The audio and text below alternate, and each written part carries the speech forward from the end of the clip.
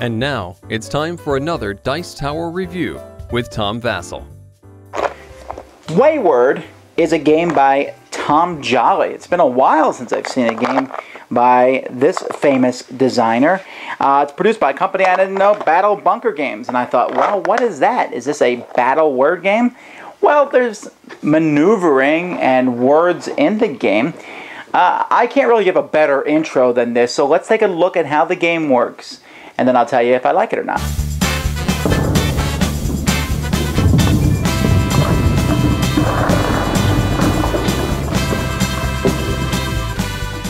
For the initial setup of the game, you're going to place 7 tiles in a hexagonal shape like this and put everyone's playing piece in the middle one. It doesn't really matter what letters you choose as long as they're common letters that are colored green and yellow, and at least 2 of them should be vowels. For the purpose of making words, vowels seem to be incredibly important. There are other tiles involved in the game, a whole pile of them actually, that are yellow and green, and then there's also red tiles, which are much more valuable. They're 3 points. The yellow ones are worth 2, and green ones are worth 1. And then there's also blue special tiles, which can be used to do a variety of things. You're not going to use all the tiles in the game. In fact, you're going to use much less than half the tiles.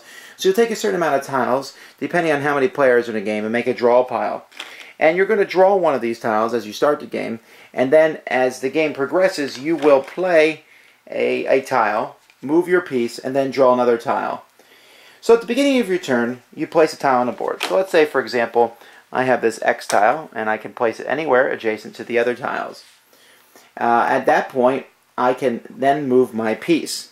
Now, when I move my piece, let's say I'm blue, the letter I move to first has to be an adjacent letter to where I'm at. So, for example, I move it here to a T. That's going to be the first letter of my word. After that, I can move around as long as I don't move into another player to make my word. So here, for example, I'll do the very simple thing of saying T-A-X for tax. That will give me 1, 2, plus 3 points for the red one. That will give me 5 points. So there's 2 things that we will record on a separate sheet of paper. One of those is the fact that I got 5 points. Hurrah! The other is that I wrote the word tax. No one else can use the word tax for the remainder of the game. And so the next person has an F, and so they're really kind of confused, so they put the F over here. And they're having a difficult time finding a word, but since yellow, he says, okay, I can do S-O for so. And you can tell that I'm not an expert here at finding words, because I'm sure that someone else could have found a better word than that. And then the next person has an E, so they put the E up here, and they're looking for a word here, and they say, oh, okay, so A-T, at. And you can see that there's going to be a lot of times you're going to pick very, very simple words, but there is no there's no limit to how many letters that you can move on. All you have to do is add a letter. So, for example, this person says, oh, S-O-A-P for soap, because they played that down there. You are even allowed to stay on the same letter to get a double letter. But the rule you have to remember is, on your first turn, you move 1, so your first letter is one of the adjacent letters to you. And after that, you can move anywhere, even back onto the same letters. You can do the same letter twice in a row for double letters. But there's 2 kind of tactical points to the game. One is you want to move to a spot that stops someone else from using that letter, if possible. Or maybe even blocks them in. You can see how blue here, on his next turn, he only has one option. He has to go to A, unless, of course, he plays a tile next to him that he can go on to. But still, that's the letter he has to start with. So there's some maneuvering involved in the game. And then there's the whole word aspect of the game.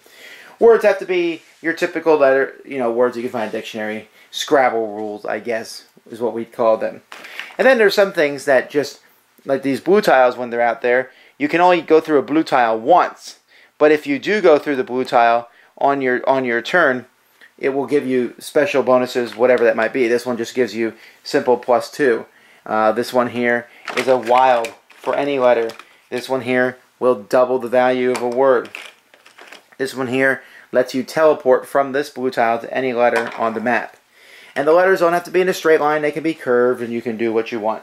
And you keep going until all the letters have been placed on the board from the pile that you're using, and then whoever has the most points is the winner. But one has to remember, you can never count on a specific letter being in the game because less than half the tiles are used. So if you're looking for a Y or a T, for example, or an S, so that you can make that great word, it may never show up.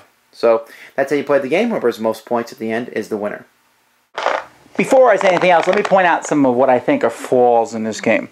One of them is what some people are going to consider a flaw, myself included, but not others. And that's in any kind of typical word game like this, someone who has a great grasp of the language you're playing, and in this case English, is going to demolish other people. And I don't like people doing well with obscure words that no one else knows. And yay, I knew that word, so I get points. Okay, but that's the problem that you have a lot of word games. So throw that one out. Another one is, I'm not sure I like the fact that the pool of letters is so random, I guess. Since you're using so few of the letters, many of the letters, as I said, are just not going to be available to you in a certain game, and that can lead to some weird things. It would be more fun if you could set up a word hoping to get the letter in your hand, but it might not even be in the game at all, and likely isn't.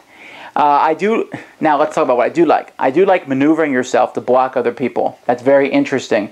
And I like being able to move around and look for the letters.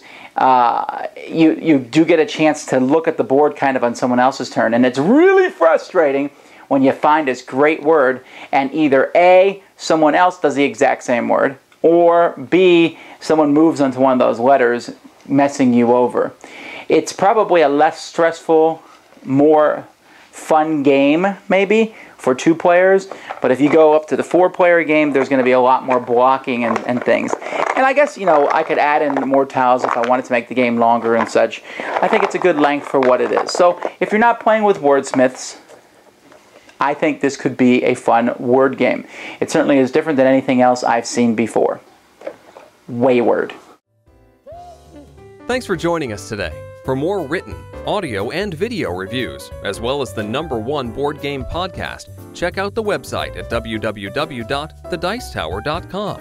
Until then, this is Eric Summerer, and you've been watching The Dice Tower.